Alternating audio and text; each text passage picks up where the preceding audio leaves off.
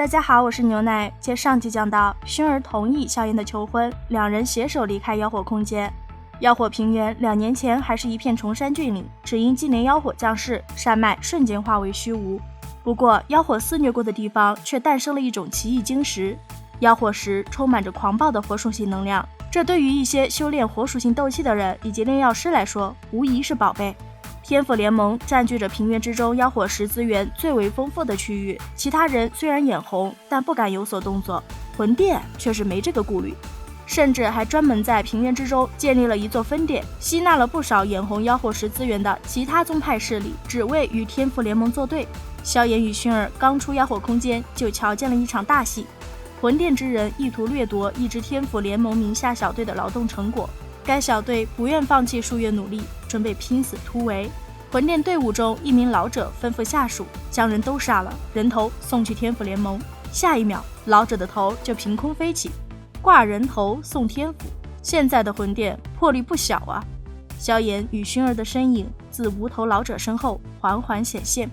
眼看着自家末护法瞬间无了，余下的魂殿爪牙毫不犹豫拔腿就跑。不过半息时间，末护法的临终遗愿就完成了一半。柳队长等人见萧炎不过轻轻跺了一下脚，地上就多了数十道无头尸体，都觉得头皮一阵发麻，随后躬身道谢，自报家门，动作一气呵成。多谢前辈大义相救，我等是天府联盟外盟第3大队的玄队，此次救命之恩没齿难忘。外盟，萧炎有些讶异天府联盟发展之快，随手弹了一瓶伤药给柳队长，让其分配下去。萧炎问起了妖火空间关闭后都发生了什么事。这人实力强横，不但出手相助，还送丹药堪比6品的伤药给他们，就只是为了问这个中州几乎人人都知晓的事。柳队长虽有一肚子的疑惑，却还是规规矩矩的将他所知道的这2年中州上发生的大事简略的说了一遍。不过短短2年时间，天府与魂殿彻底开战，10族消失，3族结盟，还真是热闹非凡啊！萧炎正思索着，那柳队长突然小心翼翼地出声提醒萧炎尽快离开此处，因为这里不远就有一座魂殿分殿，护法身亡他们会有所感应。该分殿有位来自魂族的斗圣强者坐镇，实力极强，不少天府联盟的强者陨落在他手中。哦，几星斗圣？萧炎来了兴致，正想试试自己的实力呢。1星。闻言，萧炎摸了摸下巴，微微点头，没有说话。柳队长一行人见状微喜，正想趁热打铁，让这位前辈赶紧走人。下一秒就听萧炎道：“你认识路吧？带我去那分店一趟。”他才刚活过来呀！没等柳队长哆嗦着嘴皮说些什么，萧炎手掌搭在他的肩膀处，3人就消失了，徒留那些个小队队员在原地哭丧着脸。怎么办？不要慌，相信前辈，那分店之中可是有着斗圣强者坐镇，前辈再厉害，但才这么年轻，怎么会是那老妖怪的对手？没等这些队员争论出个所以然，空间再次波动，正是去而复返的萧炎3人。柳队长不哆嗦了，呆愣的像是被人点了穴，一掌将大名鼎鼎的魂清圣者轰成肉泥，10分钟平推一座魂殿分殿。半晌后，柳队长才从家人们谁懂啊的内心戏中回神，余光瞥了瞥旁边笑眯眯的温和青年，柳队长干涩着声音告诉了队员们这个好消息。看着这些家伙滑稽的表情，萧炎笑着摇了摇头，随后转身踏着虚空缓步离去，回去找区域负责人，日后你们便是天府联盟地级成员。天府联盟内的成员分为天地玄黄，即便他们小队这次贡献不小，但也顶多只是能够成为内盟皇级成员，此人怎能一句话？猛地跪下，柳队长躬声大喝：“前辈，不知尊姓大名？”跟他们说是萧炎让你们去的便可。淡淡的声音从远处传来，萧炎早已不见了身影，全然不知那柳队长已经决定了1年不换衣服，那可是少盟主拍过的呀。一座清风之上，萧炎独自一人望着西北方的天际出神。萧炎哥哥，10族消失，古族必然也是受到了不小的冲击，所以此次我或许得先回去看看。耳边再度响起先前薰儿那清灵的嗓音，萧炎手掌在面前轻轻一抓，喃喃道：“薰儿，我答应过你会去古族提亲，等着我。”片刻后，萧炎迅速收敛心绪，划破空间，赶往星陨阁。星界主峰大殿，风尊者正向上方的药老总结这1个月内的大致情况。其中最新也是最重要的情报就是魂族之中将会派出真正的强者，帮助魂殿铲除天府联盟。而这个强者名为魂阡陌，曾参与过对萧玄的围杀，目前实力为6星斗圣。魂阡陌，萧晨的齿间研磨着这3个字，其周遭空间隐隐有些崩溃的迹象，彰显着他内心的不平静。天府联盟与魂殿金字塔顶的强者其实是相互钳制的关系，如今多了一个实力强横的对手，两者之间的微妙平衡被打破，这对天府联盟来说很不利。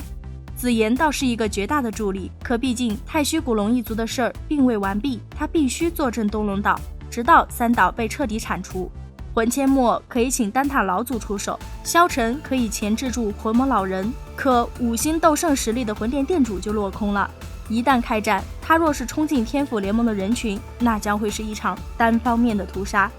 咬了咬牙，小丹塔大长老准备说点什么，萧炎的声音突然响起，表示魂殿殿主就交给他吧。天府联盟的精神领袖就这样出现在众人眼前，风尊者、火云老祖等人身体狠狠一颤，药老更是一屁股将座椅给震散了。起身，目光死死地盯着萧炎，药老红了眼眶：“老师，我回来了。”瞬移到老人面前，萧炎哑着声音道，抹了一把老泪，顺手拍在萧炎肩膀。药老喃喃道：“回来就好，回来就好啊。”萧炎的回归无疑是一剂强心剂。小丹塔大长老欣慰地表示，自己与萧炎联手，定能钳制住那魂殿殿主。不曾想，那平日里存在感极低的萧晨突然开口说，以萧炎如今的实力，独自对付魂殿殿主不成问题。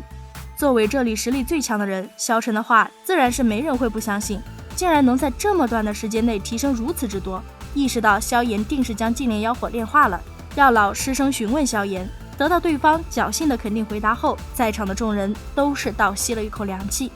回过神后，药老大笑着叫好，有了萧炎的战力，联盟的胜算提高了不少。众人聚在一起，仔细讨论分配好战前部署后才散场。刚回到阔别2年的幽静院落，一道身影便是一头扎进了萧炎的怀中。爹爹，伸手稳稳将小家伙抱在怀里，萧炎笑道：“小丫头长大了不少啊，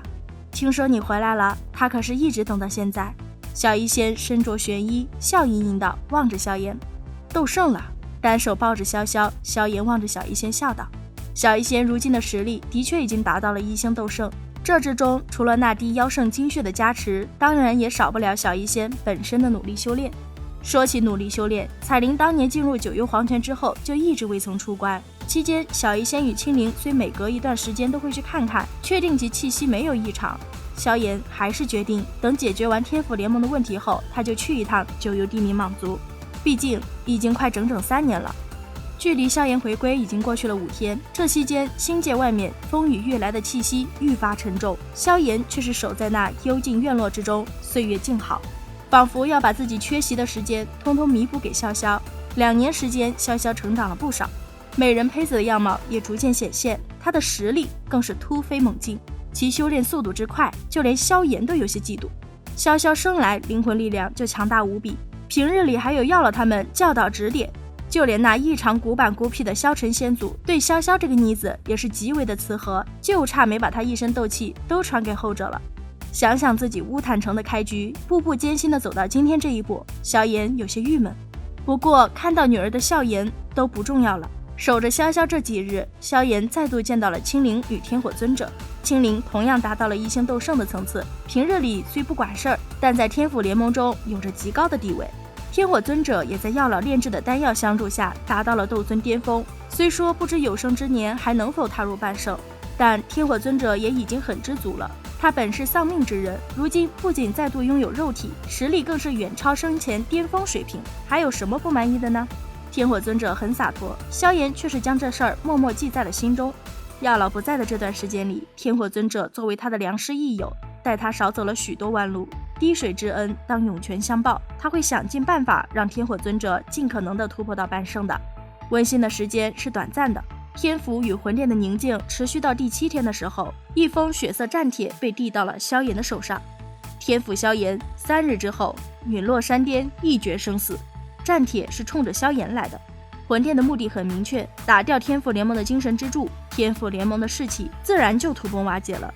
那么陨落山巅的对决，结果真的会如魂殿所愿吗？好了，本期分享就到此结束了，视频都看到这里了，赶紧来点个赞吧。订阅了的朋友记得开启小铃铛哟，这样就不会错过牛奶的更新了。感谢您的耐心观看，拜拜，下期再见。